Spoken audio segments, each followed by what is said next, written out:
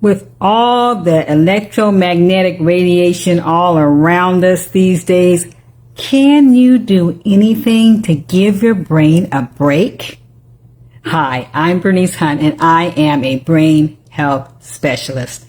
I work with women just like you who are starting to notice a few memory issues, and I help you to stay sharp so that as you age, you can still travel, have fun with your grandkids, and experience new adventures without missing a beat. As a retired school teacher for quite some time, I still often find myself in the classroom. And one thing I noticed that is different from when I was teaching, wireless devices. Now, if you caught my last video, it was on radiation and the school. So I talked a little bit about that. But if you didn't catch it, it's still on my YouTube channel or it's on the Facebook page. So take a look at it if you're interested in maybe asking your school or your district some questions about the wireless devices they're using on campuses. But today, I want to talk about the home situation, because there's only so much we can do about the electromagnetic radiation that's all over us and, inside the towns and the schools and all of that.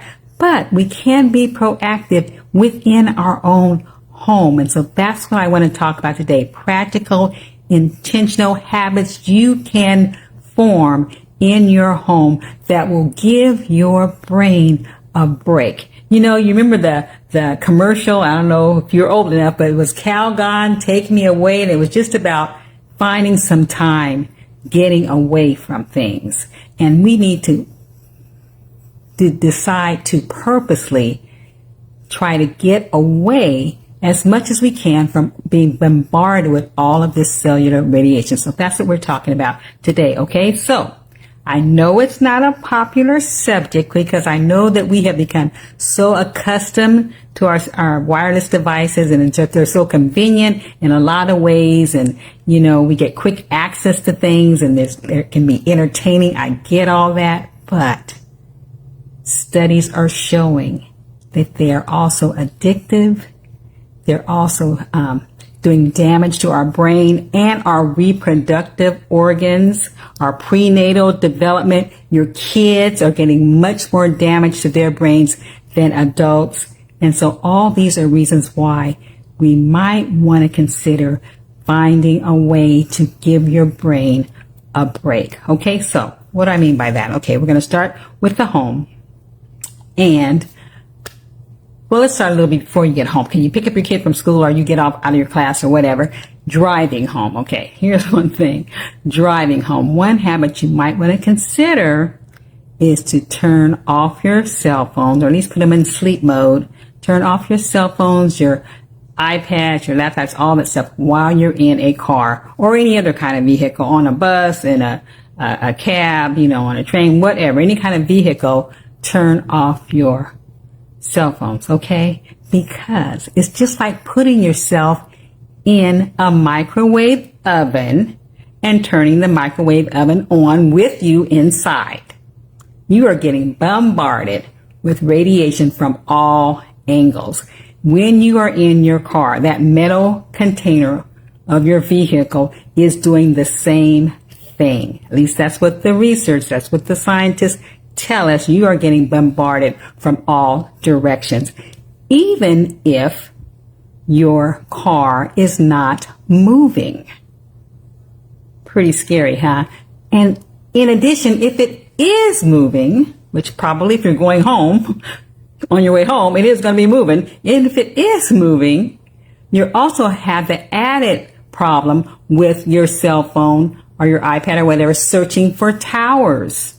As you're traveling, is looking for the next tower, and it's revving up the radiation as it's searching for towers. So you're having two things that are increasing just because you're in a car or in a vehicle. So I would ask you to really consider, you and your children, just turning it off. I know some people, you're driving, you need to get directions. If you don't want to go old school and print out the directions first or whatever, okay, do you, but at least have those emergency situations where you have to turn on maybe to get a direction. But for the most part, establish a rule where you're going to be turning off your cellular devices. Okay. All right. So that's number one. Now you get home. Okay. So you get home, you may want a snack. Here's the next habit you may want to consider. You really may want to consider not using your cell phone while you're eating. Why? Well, there's several reasons. One of the reasons is just give your brain a break. You just got finished using the cellular devices, the wireless system all day, wherever you were for a large part of the day. You come home, give your brain a break. That's one thing. Another thing, though, is because your digestive system works more efficiently when you're not multitasking. So when you're not worried about looking at the cell phone or the iPad or whatever and trying to eat too, you're not doing as efficient job of digesting your food. And also, it says you tend to eat more. When you're multitasking, they say, research says you tend to eat more. So you're going to not digest as well, and you're going to eat more because you're into your cell phone. So when you're eating, whether it's at the dinner table, sitting down at the couch with a snack, whether you're in a restaurant, wherever you might be, establish a rule if there's no cell phone, no wireless devices while we're eating. Okay, that's another thing you can do. Okay, you catch your snack. Now, you are probably going to do some type of cellular something or wireless something, whatever it is, your smart TV or your computer, your phone or whatever. Get into the habit of not having it touch your body. Okay, whether it is your ear, whether it is putting it in your hand, whether it is putting it on your lap, which a lot of kids do, and adults too, putting it on your lap, putting it in your pocket, or whatever. Do not have it touching your body. Put it on a hard surface as far away from you as is reasonable for you to hear it or see it or whatever, but get out of the habit of having it touch your body. Now, I had a personal experience with that. I would just habitually hold my cell phone in my hand, and I put it up to this year, okay? And when I started my business, I found myself spending a lot more time on my cell phone, okay? And so I was spending a lot more time with it in my hand, calling people, talking to people, whatever, and up to my ear, that kind of thing. I discovered after a while, my hand started tingling non-stop. Even when the cell phone was not in my hand, I could feel this hand. There's some kind of, it wasn't painful, but some kind of tingling sensation going on. Nothing ever tingled in this hand. This ear, same thing. Some funny things were going on in my ear. This ear, never the other ear, always this ear. And so this was before I even got into the cellular radiation thing. And I just decided, something's going on with this. I think I'm going to stop holding the cell phone, and I'm going to stop putting that to my ear, which is, would take some time. It's a process to break that habit. But I did that, and guess what? It stopped happening. I no longer have this little tingling thing going on in my ear, and I no longer have this little tingling, itchy type of thing going on in my hand. So I am a witness. I mean, I don't know how scientific it is. It's more anecdotal, but still, I am a witness to, I noticed a difference. I stopped doing that, and it stopped doing that.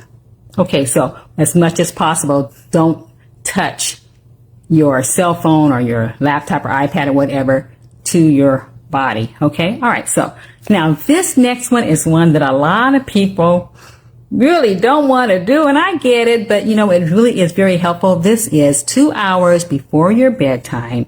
Turn your screens off, all your wireless devices. So you're talking about your smart TV, we're talking about your cell phone, we're talking about your computer, we're talking about your iPad, we're talking about all these Kindles, all these things that you may have. Turn it off 2 hours before bedtime. Now, you may have to work up to that 2 hours. You may just start with 1 hour. Stay up, find something to do. Go old school, guys. Find something to do. It's going to help with your sleep habits. It's going to help with your quality of sleep. Get your melatonin up to the level it needs to be. It's good for your brain. And then try to work yourself up to 2 hours before. Turn those screens off. Okay. And then the last thing has to do when it's time for bed and you're going into the bedroom, do not take your cell phone. Do not take your iPad. Do not take your computer. Do not go in the bedroom to go to sleep. And that even means do not take your cell phone in there to charge it. Don't charge your cell phone in the bedroom. Don't use your cell phone or your iPad or whatever for an alarm clock. Get a battery one or whatever you need to do, but do not use that. You don't want that radiation still on when you're sleeping or trying to go to sleep. It is penetrating your brain. Do not use it, even guys, for this soothing music to put you to sleep. Find another way. Do not use it for your audiobooks to put you to sleep or to relax you. No. Find another way. And I'm not trying to tell you what to do. I'm always trying to tell somebody what to do. I'm not telling you what to do. I'm just suggesting, because I know it's going to be good for you, that if you can, give that a try. So those are 5 tips that you can do at home to try to reduce your exposure to that radiation, and it will help you. It will help your children. It will help your family. And if you want a list of those things and even more on radiation, you can go to my website, keepyourbrainsharp.com. Get access to my resource library, because I have a lot of different information in there about that, and you can get that and whatever else is in there that you might want to have access to. You may have that as well, because your brain's destiny is in your hands.